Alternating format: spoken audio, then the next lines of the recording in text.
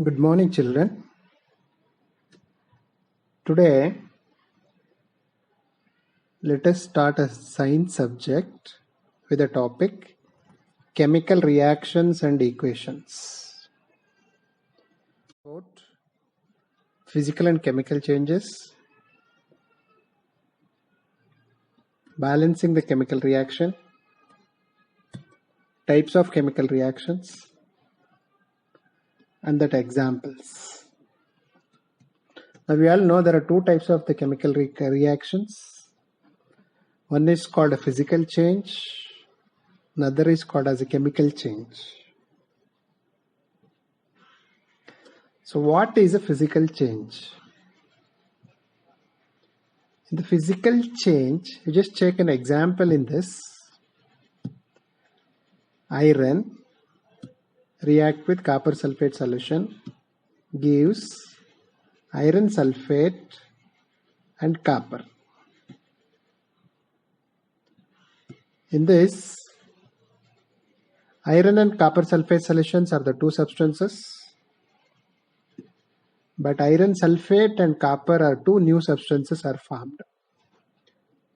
Students, here you can see there are two new products have been formed. The two products are iron sulfate and copper. So now you can imagine what is the type of the equation or changes is. Certainly it is a chemical changes. So then what is a chemical change or a chemical reaction? It's a reaction in which reactants transform into product by making or breaking of bonds between the different atoms, and it forms a new things. That means during the chemical reaction there the changes happen. That is in the case of the change in color or state occurs, but there are new substances are formed. Then it is said to be a chemical reaction or chemical change. So, what is a physical change? In the physical change, there is a change occur, but no new substance is formed. So, certainly we can say if there is a new substance is formed after the reaction, it is called chemical reaction or a chemical change. If there is no new substances are formed, it is called as a physical change. And the types of chemical reactions were already studied. There are mainly four chemical reactions. One is combination reaction, decomposition reaction, displacement reaction, double displacement reaction. In addition to that, we are also going to talk about the redox reaction, endothermic reaction, exothermic reaction, precipitation and neutralization. Before that, you all know what is equation.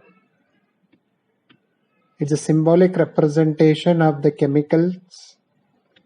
Maybe we can call it as a equation.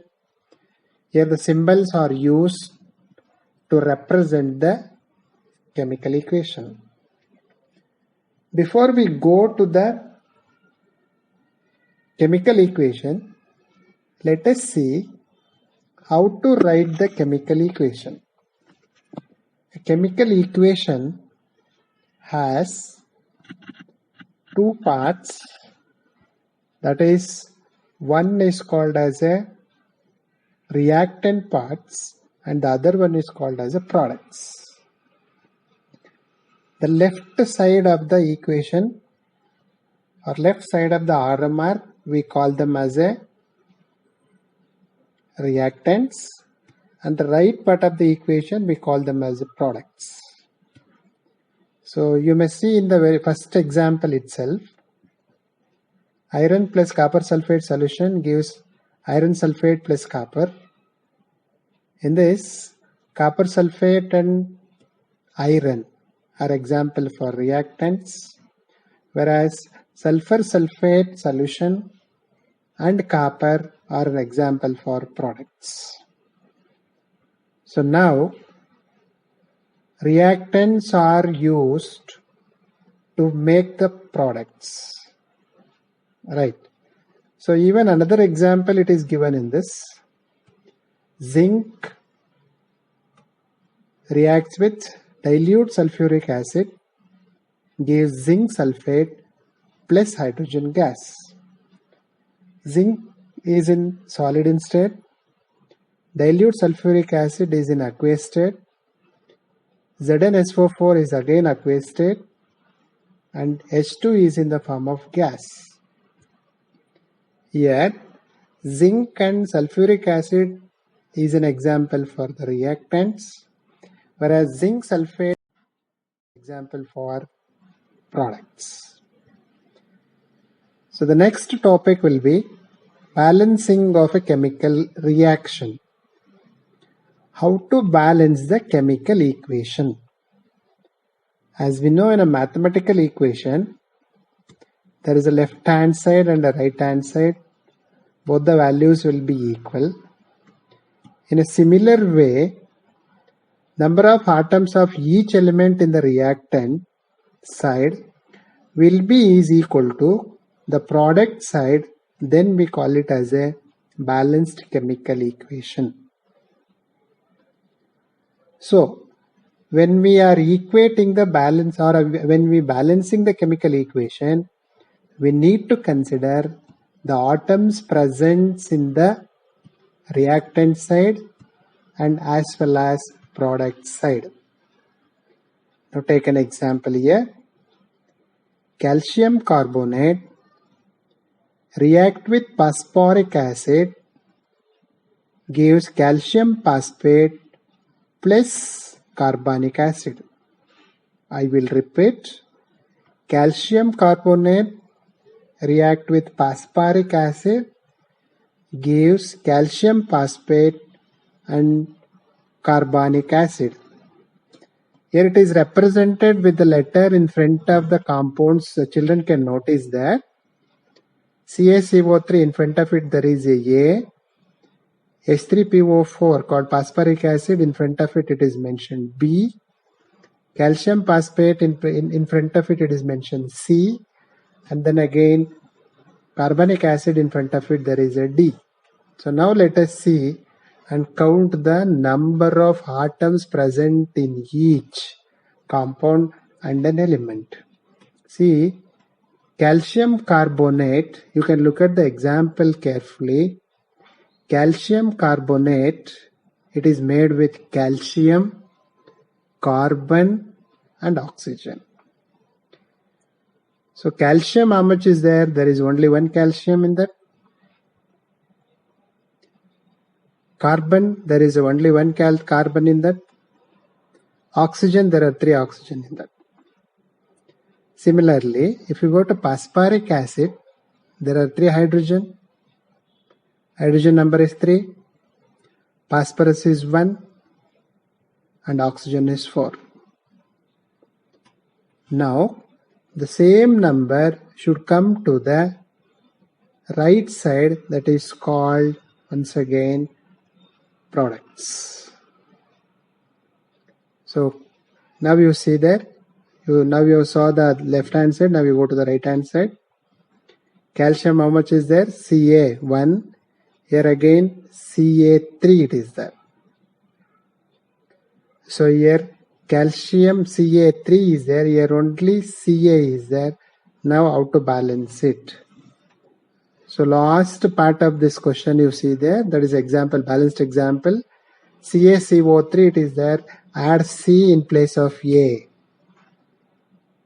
Why? You know, Ca3 is there, here only C is there, you make 3 Ca, so Ca3 equal. Now, so go to the CO3 unit that is in the product.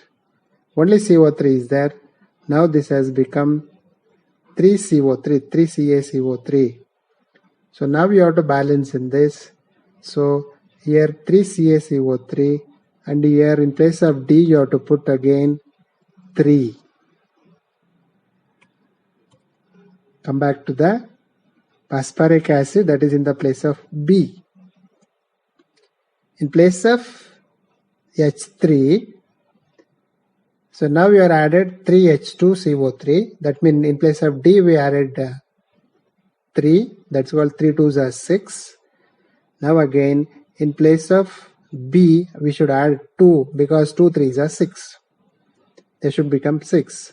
So now it will become 2H3PO4. 2H3PO4, 2 3s are 6H. Here 3 2s are 6H. Similarly, now the P is become 2 and oxygen will become 8. Now balance the equation. So now Ca3PO4 twice, same Ca3PO4 twice, that is same only. Now in place of D there should be 3.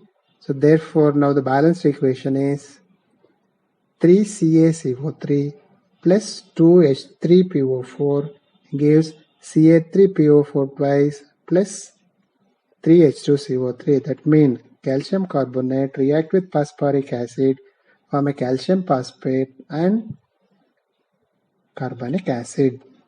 So this is how the chemical balancing can be done.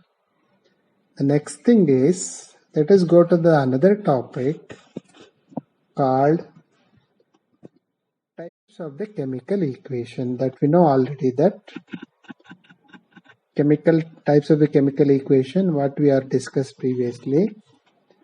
One is called as combination reaction. There are 4 main important chemical reactions. One is called combination reaction. The second is called decomposition reaction. Third is called single displacement. It is called displacement reaction. The fourth is called double displacement. Let us see an example for a combination reaction. You are already studied.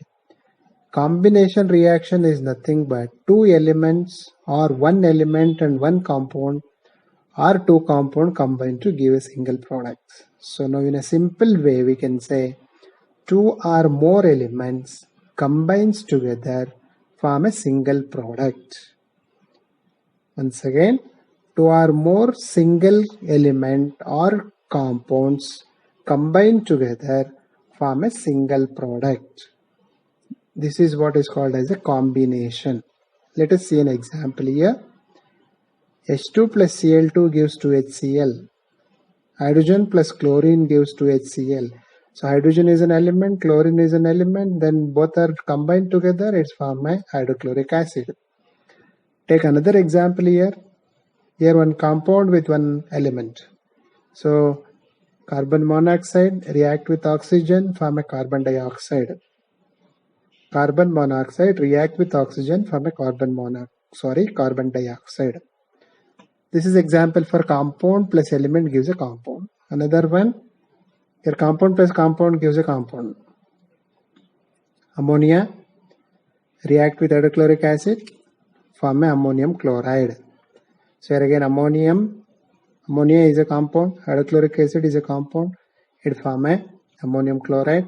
In all these 3 examples, 2 or more compounds or elements combined together form the compound, single compound. This is an example for combination reaction.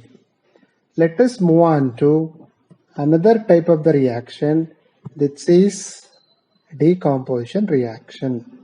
Now we already know that decomposition reaction is nothing but a single reactant decomposes on the application of heat or light or electricity to give rise to a 2 more product.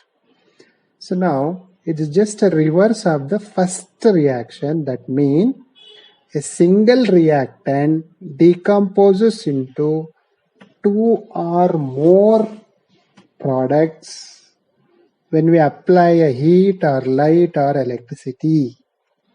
In a simple way, a single reactant is decomposed into two or more products. So this is an example for decomposition reaction. In this decomposition reaction, maybe a decomposition can happen by the influence of heat, by the influence of light, or by the influence of electricity. Here an example is taken. Maybe you can see here.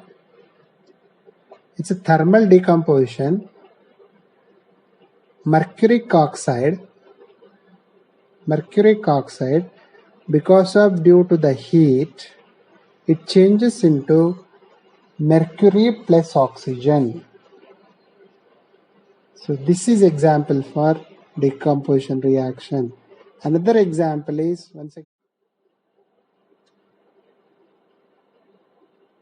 hydrogen peroxide. It's decomposed into water and oxygen. So here again, compound is decomposed into two similar or smaller compounds called water and the oxygen. There is another example which is from the electricity. Here again, water is decomposed into hydrogen and the oxygen. So here it's simple. In these reactions, simple and a single reactant is decomposed into two or more reactants by the influence of electricity, by the influence of heat or the light. This is called decomposition reaction. Now let's move to displacement reaction. Here, more reactive element displaces the less reactive elements from its compound or the solution. So more reactive elements will be keep displacing the less reactive element. They are called displacement reaction. Two examples. Let us go to the first example. Zinc plus copper sulfate solution gives zinc sulfate plus copper sulfide. This is an example for displacement reaction. How zinc plus copper sulfate solution, in place of the zinc and copper sulfate solution, in place of zinc has become zinc sulfate, whereas copper sulfate has separated as a copper. Similarly, in the second example, copper react with silver nitrate gives a copper nitrate plus Ag. Here copper is combined with the nitrate, whereas that silver nitrate is changed into silver. So this is an example for displacement reaction. So what is displacement again? More reactive element displaces that less reactive element. Fine. Let us move to the another topic. It is called double displacement reaction. That means what? Both the reactants of the equation displaces. It is called double displacement. Here is an exchange of ion between the reactants takes place to give new product. That means entirely reactants and the products being exchanged. Then it is said to be a double displacement reaction. Take an example here. Aluminum sulfate react with calcium hydroxide gives 2 aluminum hydroxide plus calcium sulfate. See, aluminum sulfate is changed into aluminum hydroxide, whereas calcium hydroxide is changed into calcium sulfate. Once again, aluminum sulfate is changed into aluminum hydroxide. Aluminum remains same, but it is sulfate. Sulfate is occupied by hydroxide, Whereas in case of calcium hydroxide, where hydroxide is replaced with the sulfur dioxide, this is an example for double displacement reaction. So that is what the types of reaction: combination reaction, decomposition reaction, single displacement reaction, double displacement reaction. Let us see redox reaction. The name itself, it is telling you that reduction reaction or oxidizing reactions. Oxidation is nothing but substance loses electrons or gain oxygen or lose hydrogen. Oxidation is nothing but gain of oxygen or lose of hydrogen.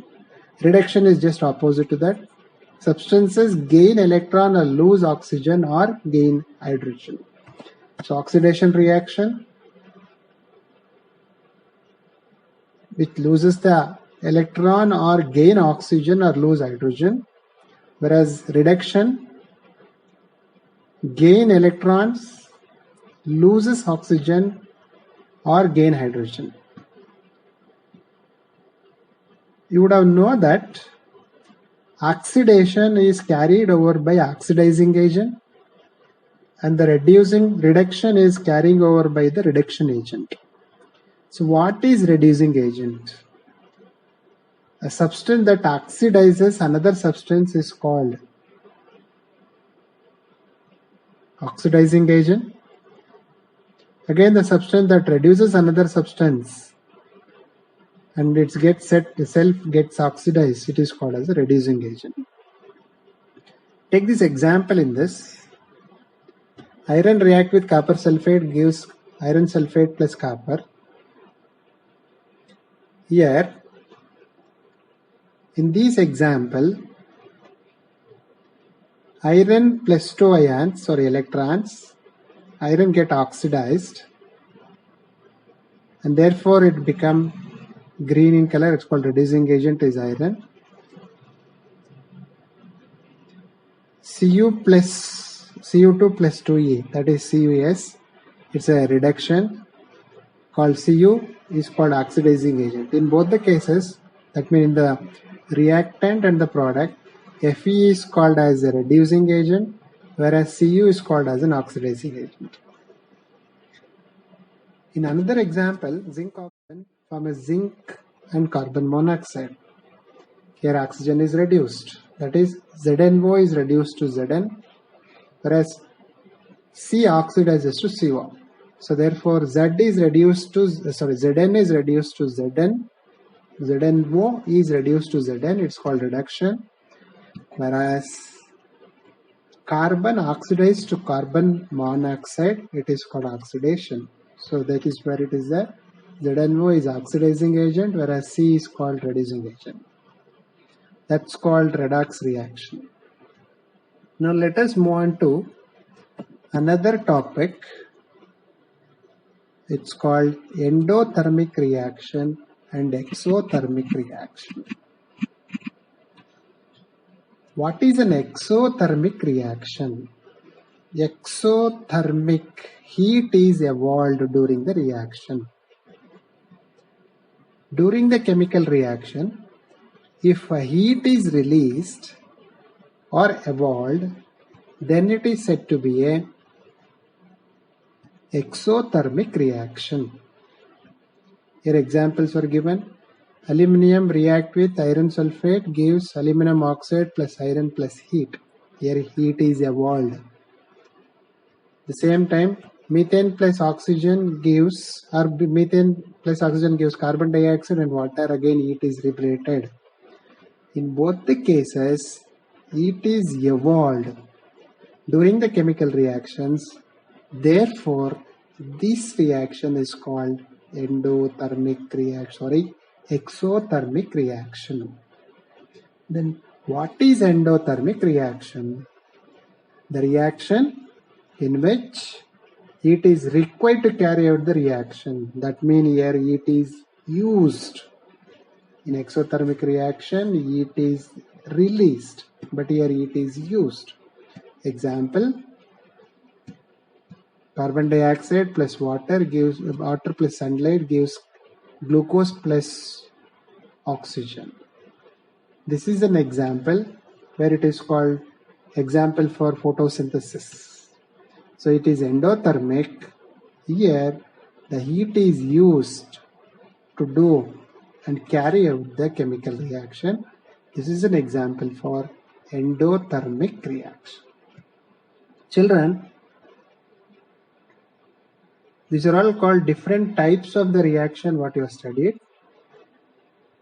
Now let us study some other topics. It's called corrosion and rancidity. You all know certain metals will get corroded after a long time when it is unused. Certain. Let us check it out here. Gradual deterioration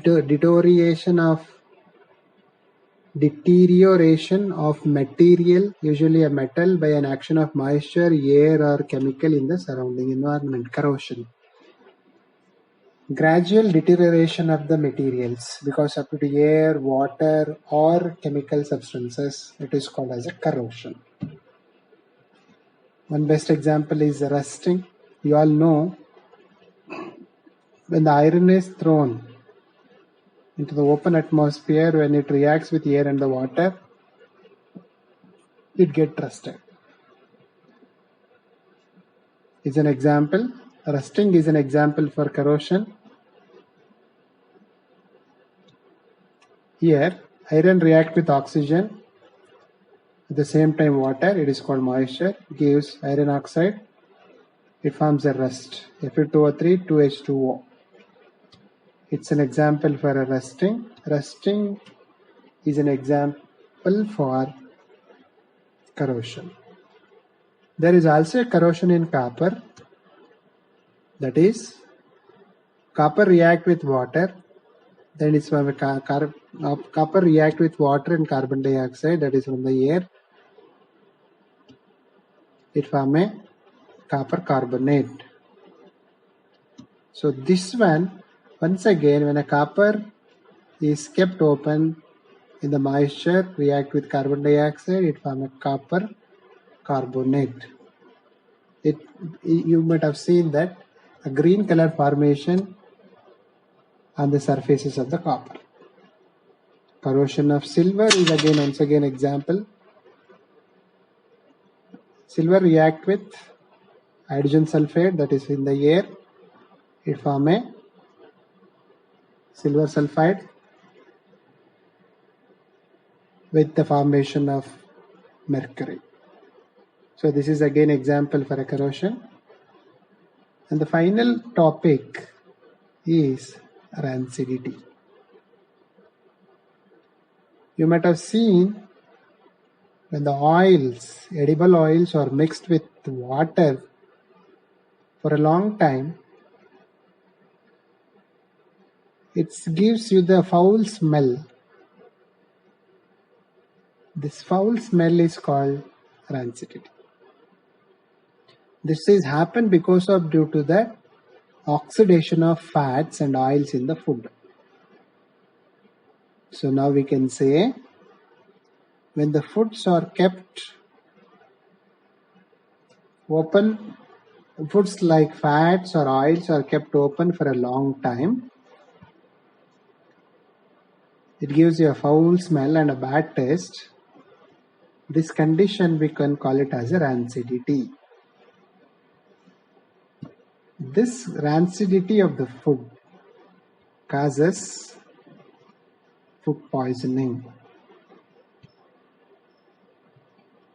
So, how to control this rancidity? First one, use of airtight containers so that air or water will not be entered easily. Second thing, packaging with the nitrogen. It never allows to enter the air inside. Third is refrigeration. The fourth is addition of antioxidants or preservatives.